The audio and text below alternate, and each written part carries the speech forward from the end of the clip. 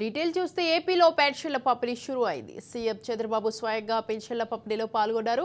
గుంటూరు జిల్లా పెనుబాకలో పలువురు లబ్ధిదారులకు పెన్షన్లు అందించారు. పెంచిన పెన్షన్ బకాయిలతో కలిపి 7,000 రూపాయలు అందజేశారు. ఇప్పటికే 10 ఎన్నికలు చూశామని, కానీ ఎప్పుడు ఇలాంటి ఫలితాలు చూడలేదన్నారు సీఎం చంద్రబాబు. మొన్న జరిగిన ఎన్నికలు హిస్టారికల్ ఎన్నికలని చెప్పారు. ప్రజలు కూటమికి ఘన విజయాన్ని అందించారన్నారు. ప్రజల ఆశీస్సులతో 4వసారి సీఎంగా ప్రమాణం చేశారని సీఎం తెలిపారు.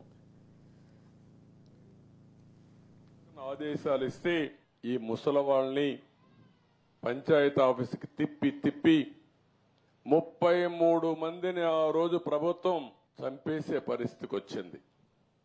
మంచి ఎండలు మే నెలలో ఎండల్లో తిప్పి దిక్కుదిలిన పరిస్థితిలో ఏప్రిల్ మేలో 33 మంది చనిపోయారు.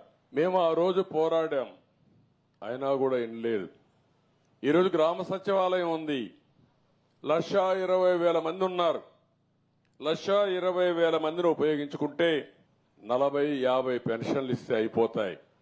ఈరోజు అందుకనే ఆ పట్టుదలతోనే గ్రామ సచివాలయ సిబ్బందితో ఒకే రోజు రాష్ట్రంలో అందరికీ పెన్షన్ ఇచ్చే కార్యక్రమానికి శ్రీకారం చుట్టాం. ఎందుకు జరగదో చూపించాలని.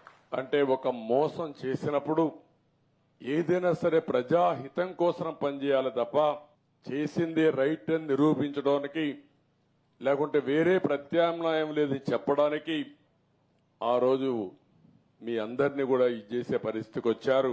వాస్తవాలను ప్రజలకు చెప్పి మీలాంటి అబద్దాల కోరల్ని శాశ్వతంగా రాజకీయాలు లేకుండా భూసమాధి చేసే బాధ్యత తెలుగుదేశం పార్టీ ఎన్డీఏ తీసుకుంటామని చెప్పి నేను మీకు తెలియజేస్తున్నా.